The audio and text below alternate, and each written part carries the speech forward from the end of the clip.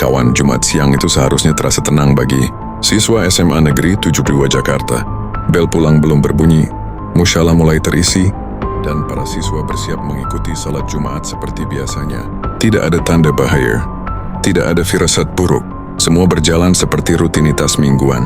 Saat khutbah berlangsung, detik-detik menuju tragedi mulai berjalan tanpa disadari siapapun. Di tengah kerumunan, ada seseorang yang menyimpan sesuatu yang tidak diketahui orang sekitar. Sebuah keputusan yang tumbuh dari tekanan, rasa tersisi, dan amarah yang tidak pernah tersampaikan. Ledakan pertama menghantam dengan keras. Suaranya menggetarkan ruangan, memecahkan kaca, dan membuat para siswa tersentak dalam kepanikan. Asap menutup pandangan, lantai bergetar dan suara teriakan memenuhi musyalah. Beberapa siswa terjatuh, sebagian mencoba berdiri sambil menahan luka, sementara yang lain kebingungan mencari pintu keluar. Belum sempat situasi terkendali, ledakan kedua menyusul dari titik berbeda. Kemahnya terdengar hingga ke lorong kelas, membuat ratusan siswa di luar musyalah berhamburan. Guru-guru berusaha menenangkan, tetapi suasananya telah berubah menjadi kekacauan total. Tidak ada seorang pun yang siap menghadapi dua ledakan di lingkungan sekolah. Puluhan siswa mengalami luka bakar, luka sayat hingga gangguan pendengaran. Para guru bergerak cepat mengangkat korban, membawa mereka ke halaman, dan memanggil bantuan. Dalam hitungan menit, ambulans berdatangan, sirenenya memecah kepanikan yang sudah mengudara. Di rumah sakit, IGD langsung dipenuhi siswa yang terluka, dan orang tua yang datang sambil menangis. Tak lama kemudian, kepolisian Gegana dan Densus 88 mengamankan lokasi. Mereka menemukan serpihan bom rakitan, kabel, dan komponen yang memperkuat dugaan bahwa ledakan berasal dari perangkat buatan sendiri. Pemeriksaan awal mengarah pada seorang siswa yang disebut pernah mengalami tekanan dan perundungan. Polisi belum menyimpulkan motif, tetapi mereka memastikan penyelidikan dilakukan menyeluruh. Pemerintah daerah menanggung seluruh biaya pengobatan. Tim psikolog dipanggil untuk menangani trauma siswa dan guru. Sekolah ditutup sementara hingga area benar-benar dinyatakan aman. Meski tidak ada korban jiwa, luka emosionalnya membekas dalam. Pertanyaan besar muncul, bagaimana bom bisa masuk ke sekolah? Mengapa sinyal bahaya tidak terlihat sejak awal? Dan apa yang sebenarnya dirasakan pelaku hingga memilih jalan ekstrim ini? Semua masih menunggu hasil investigasi resmi. Namun satu hal jelas, tragedi ini menjadi pengingat bahwa tekanan mental dan perundungan bukan masalah remeh.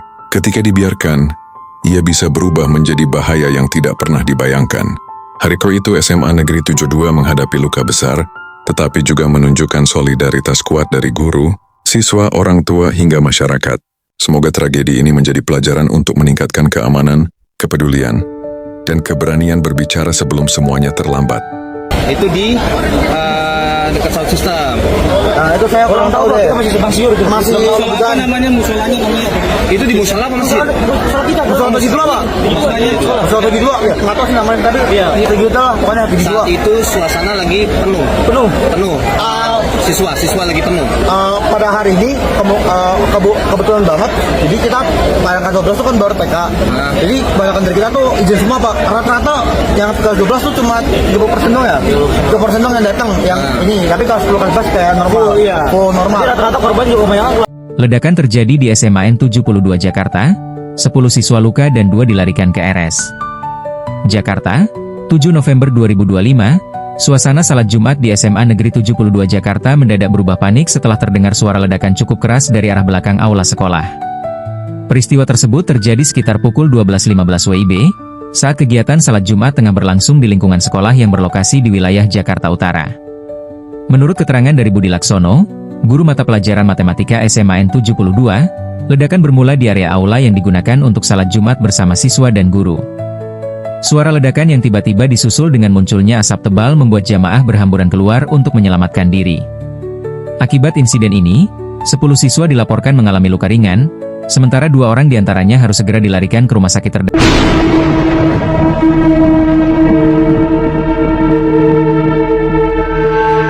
Sosok pelaku ledakan dengan menggunakan bom rakitan di SMA Negeri 72 Kelapa Gading, Jakarta Utara ternyata siswa di sekolah tersebut.